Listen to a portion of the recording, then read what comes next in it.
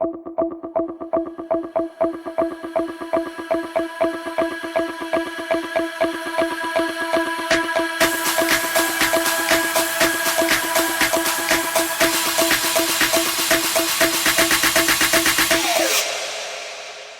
everyone, and welcome back to another episode of the Writers Podcast. I have with me my returning guest. She's now my champion returning guest. That would be JP Mclean. Hello, JP. How are you doing? I'm fantastic, and it's so good to be back, and I love being in that special club of your most returning. Yes. It's a testament to your writing ethics, work habits that you're able to come out with on so many times with a new book every time. Yeah, well, I've got 10 full-length books out there now and a novella, and I put generally one a year out typically. So, right, yeah, very good for you. So we are going to talk about your latest book in your Dream. What is Dark Dream series? Yeah, Dark Dream series.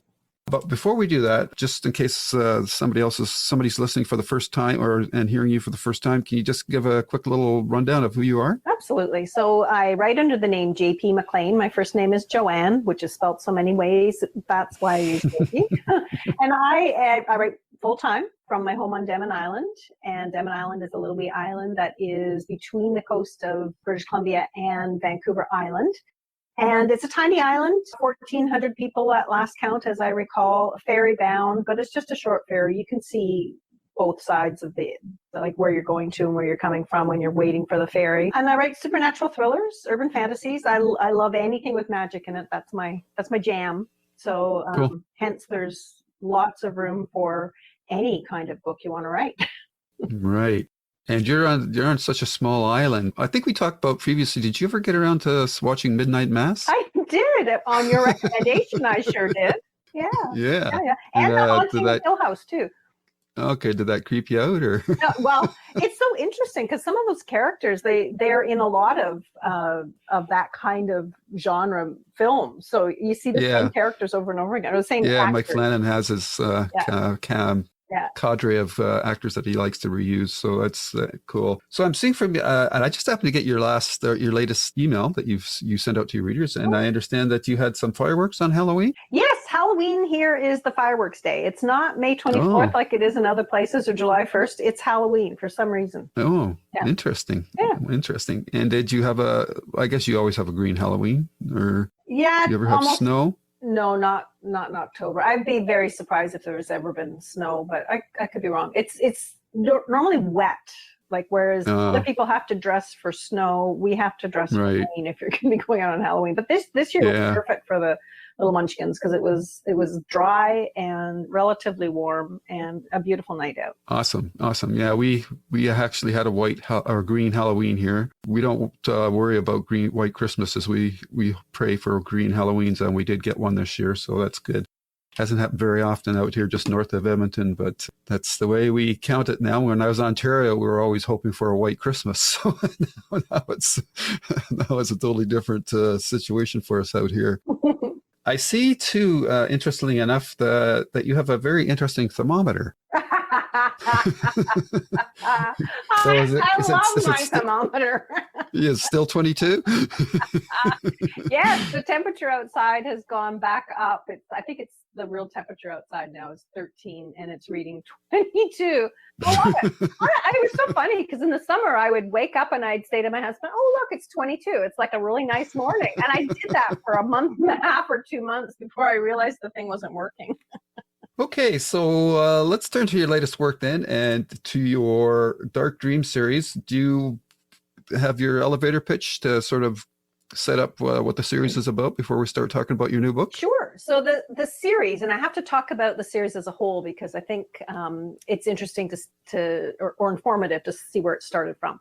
So the very first book is Blood Mark, and in that book, we learn about the main protagonist throughout the series. Her name is Jane Walker, and she is born with this red mark that goes around her body. It's a birthmark, and she is abandoned at birth with this birthmark. and grows up in the system. And so she's absolutely thrilled when the mark starts to disappear one day, until she's out delivering flowers out at the local university. And the professor sees the mark on her hand and says, that's not a birthmark, that's a blood mark, and it's protecting you from someone or something. And so she has to figure out what she's being protected from before it disappears. So then in the second book, she is not sure whether she still has the protection from the marks, because as is foretold, and even the back of the book, the marks are disappearing. But she has the opportunity to fix something that she broke when she, at the end of book one, while she was having a dream, which is what the marks are protecting her during, she changed history a little bit and ruined a life. So the second book is, she has the opportunity to fix something that she broke in the first book. And what ends up happening is she gets embroiled in a situation where people are out to get her or her boyfriend. And so she is tasked with trying to fix the right that or correct the mistake that she made in the last book. In any case, when I finished that book, I thought, okay, this is great. We know now what happens when the good guys have the protection from the mark. What would happen if the bad guys had the protection from the mark? So in the third book, I set up a scenario where Jane has to confront someone who is very bad, who has the mark. So she can't interfere with this person because they're being protected, but she still has to right the wrong that she is set out to fix when this book opens. Is this the last book in the series, or is this? I could do more. I'm not going to. I am going to close it off after this series. Like the first one, I've left some windows or trapdoors so that I can go back if I want to and write more or further in it. But I feel like it's run its course. Okay. Now, readers could convince me otherwise, but for me, I think it's run its course. Right. So, what's the balance of Jane being in the real world or in the dream world? Her dream world is very, very small. In most of them, it's very small. What she has is she's identified as a witness in the Inca tradition. So when she and in her case, it's through her dreams because she has paralytic dreams. But in other witnesses, it may be just through visions that they have. She sees events that occurred in the past, and it's a wrong that she sees. So she sees, somebody stealing something or somebody mistreating someone, and she is tasked with setting that right. So whether that means bringing to light the injustice or fixing it herself, that's what she's supposed to be doing. And so when she sees these things, it's a brief glimpse that she gets, and she doesn't get the whole thing all at once. She gets pieces of a puzzle. So she'll get the initial thing. Maybe she'll just see the two people involved, so she'll know who the two people are. And then in the next dream, she may see a place connected with one of those people. And then in the next dream, she may see an object that somebody's taking that they shouldn't be taking, that isn't theirs. And then at the end, she'll have the whole picture, and she'll be able then to right the wrong or bring it to the attention of somebody who can right the wrong if it's something that's, a police matter or something like that. Right. And so this is where I know I could go on and on and on. There are so many wrongs in the world that she could set to right. But I think at this point it's done. Okay. And I can see from the summary here that it also involves her best friend, Sadie Prescott, and her new boyfriend, who was a cop as well. Yes. So that must add an extra layer of complications to the story. It did. Actually, there's 3 layers because there's also the trial going on. The trial from when she was kidnapped in the first book. They caught the guy who did it, and he was the same guy who killed her parents, who kidnapped her. So in this third book, the trial is also happening. And yes, Sadie has a boyfriend for the first time ever, and turns out he's a cop, and he's a very curious cop, and he's very, very curious about Jane. And so as he starts digging into Jane's background, he comes across the deaths that are in her past. They're not of her doing, of course, but to have one person connected so closely with so many deaths makes him wonder what on earth is going on. So as he starts digging into it, Sadie's trying to protect her and keep him away from her past. And at the same time, a Right. reporter is also, court reporters digging into it too. And he's, putting stuff in the paper, writing articles about things that have happened to her in the past. So she's kind of fighting it on all fronts. And in this particular book, she's got the cop that's being too nosy and the reporter that keeps digging into it. And yeah, this is a lot going on in this book. Okay. And what's going on with Jane's boyfriend, Ethan? Ethan is, he takes a bit of a back seat in this book. He was front and center in the first and second. And in this one, the fellow that takes a bigger role is the boyfriend of her roommate, because he's the cop that's involved. And she has to convince him that there are supernatural forces at play. He wants to be the cop, and he's got the cop's brain, very logical. There is no magic. There is no supernatural. Everything has a cause and effect. And so this is really difficult for him to accept. And so that's her task. She has to convince him before he does something terrible that can't be undone. Okay. So let's talk about the bad guys then. Where do they come from? And were they, because usually when I talk to writers, bad guys are the most fun characters to write. Is that hold true for you as well? Yeah, they're very fun.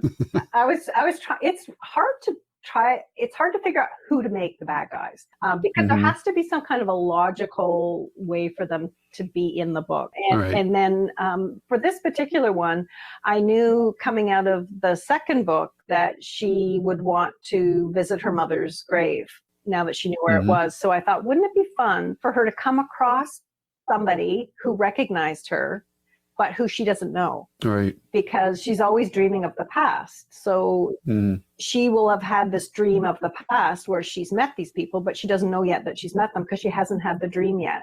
So that's what happens. I have her being recognized by a bunch of men who are tailgating at a park, having a party, and they all stop and turn, and she knows that they recognize her, but they're a little leery about approaching her, and she's with her boyfriend. So they just go by, and then they get out of their way and wait till they're gone, and they carry on. But they know at that point something is going to happen. So that's the setup. And so the guys end up being ranch hands. And the ranch is no longer ranching in the traditional sense. They're actually producing something much different. And that's how they end up being the bad guys. Okay. And was there much research in that particular area of what they were doing for you, or how did you approach that? Oh, so much research. Oh my goodness. Well, I don't want to tell you what they were producing because that'll take a lot of mystery away from it. Right. But just the area, where I was going to have her travel, because I knew from the other books where the mother was buried, because that was in the last book. So I was able to kind of pinpoint an area where I thought this ranch might be. It needed to be a big ranch. It needed to be isolated, and it needed to be in Alberta. So I found a place where I thought it would be quite logical that it should be set. And then I just had to search RCMP detachments that were close to there that could be coordinating with a cop who is from BC. Okay. And also, so researching it also happened in the summer. So again, trying to figure out what grows there and what they would be seeing on the travel. So you can throw in a little bit of color that people would recognize and relate to. I had to throw a museum in there. So again, found a museum likelihood. Right. Yeah. Did you actually travel to Alberta to sort of get a flavor of the land, or do you just you do it all remotely and use Google Maps or Google Earth or whatever? Well, I was very lucky I've traveled across Canada a number of times. So I've been to these places many times because my family's in Ontario and we would often drive from BC to Ontario. So I know the terrain fairly well. I had to go look at specifics, of course, on Google Earth and Google Maps just to get the distances correct and such. Right. But I always find that fun. That's always a fun thing to do. Very cool. And where, obviously don't want to give away the ending, but is the book at a place, are the characters at a place where the readers will be happy, or you don't want to say? Oh, no. I don't mind saying. I think the readers will be happy at the end of it. Yeah. Okay. And these books have almost always, the first two books definitely ended up on a high note. So this is another, it's a high note. You can see it could go other places. It definitely can go other places, but I've got my mind's on another project right now. So Oh, okay. So that's all the questions I have about Scorch Mark because I don't want to get into spoilers too much for your readers. Is there anything else that you wanted to say about it? I'm just absolutely tickled. I've got it's got a gold literary titan already.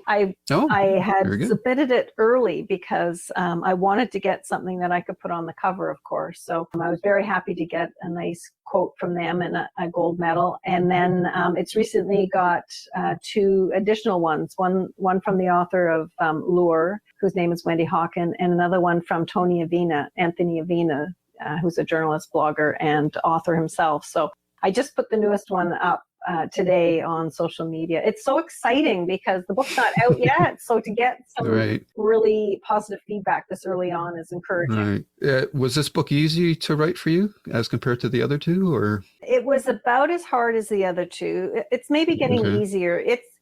This has been a difficult series for me to write because it's a different style of writing than I'm used to before, but I'm getting used to it. So the third person point of view is coming naturally to me now. But I still find weaving three people's stories together to be a challenge. That continues to challenge me. So every single book that I've written in this series, so the Blood Mark, Ghost Mark, and Scorch Mark, after I've written it, I've had to move stuff around to make it make sense. And in moving those things around, I have to be so careful that I haven't messed something up in the timeline of events.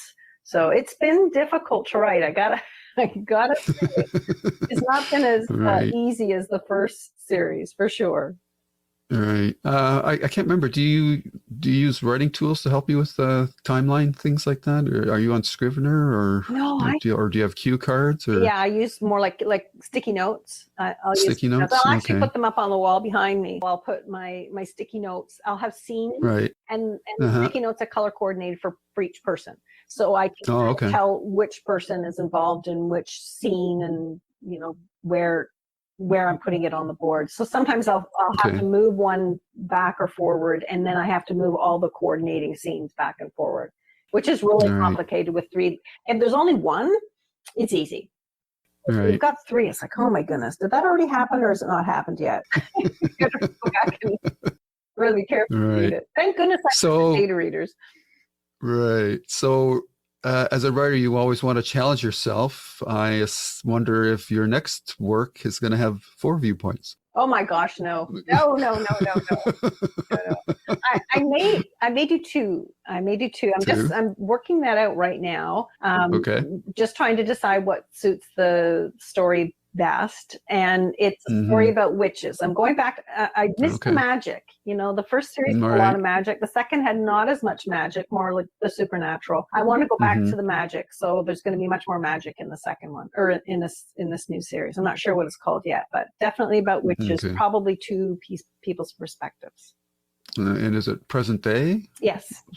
Yes. Okay. Yeah, I like present day. Yeah.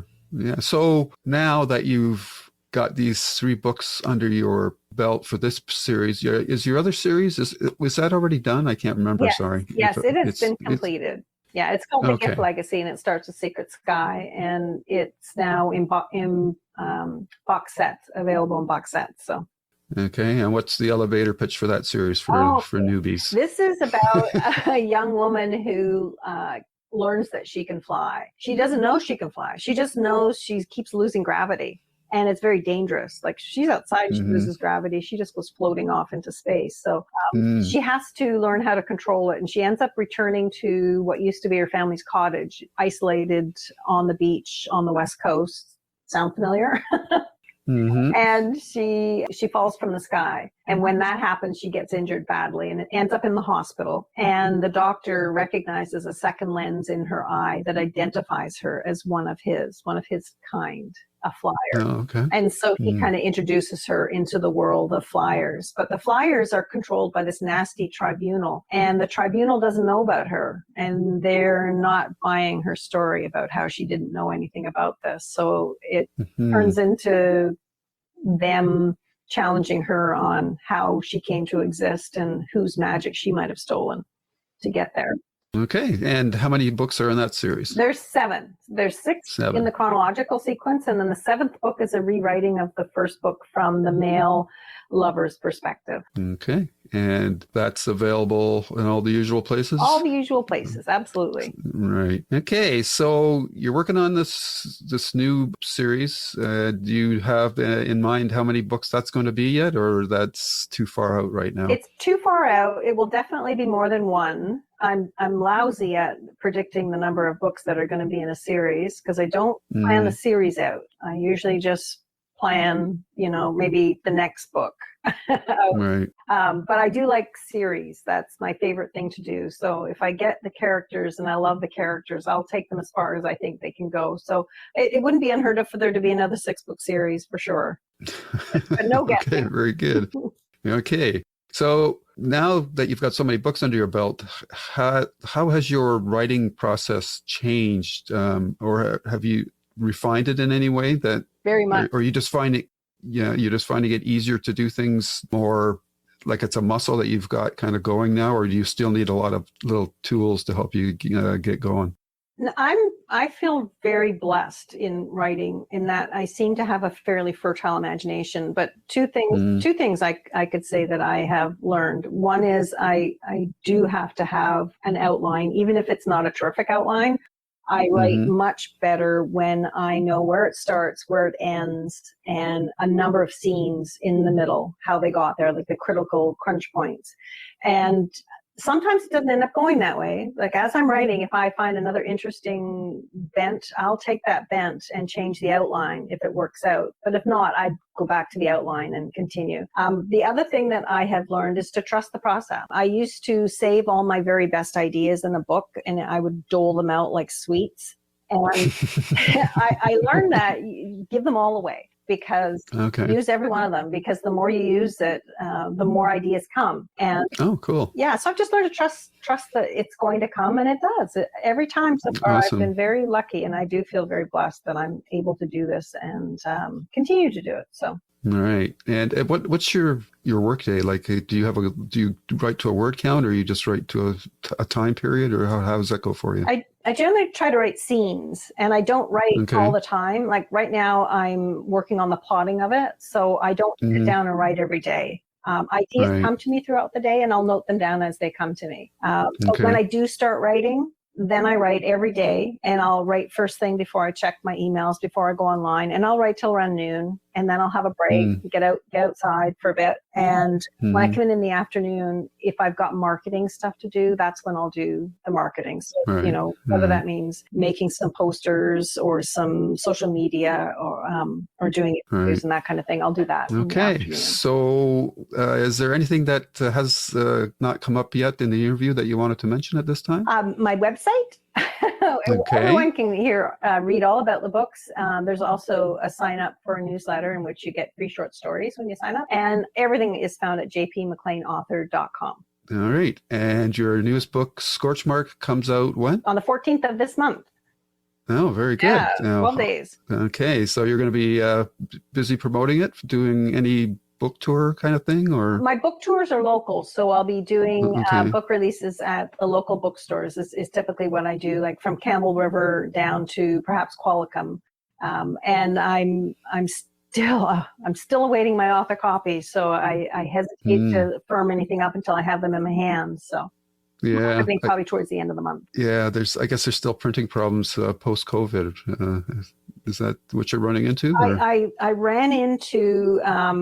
I placed an order with the company I usually deal with, which is Ingram, and didn't check it, just assumed that everything was okay and kept waiting for the books. And when I finally went in to look to see where the order was, I realized that they were questioning the number that I had ordered. So they hadn't even put the order in yet. So I fixed that up, and it just delayed. So it's my fault. Entirely my fault. Okay. I wish I could blame somebody else, but no, just me. All right. Well, Joanne, as always, it's been a pleasure talking to you. You too. I wish you the success with your latest book. It sounds like it's off to a good start with the blurbs that you're getting. So that's great. Thank you. And look forward to talking to you next year about your witches. Thanks again. And thanks so much for being patient with me. I appreciate it. Oh, not a problem. Not a problem. You enjoy the rest of your day now. You too. Thanks so much. Okay. Nice to see you again, Joanne. Take care. Bye-bye. And scene.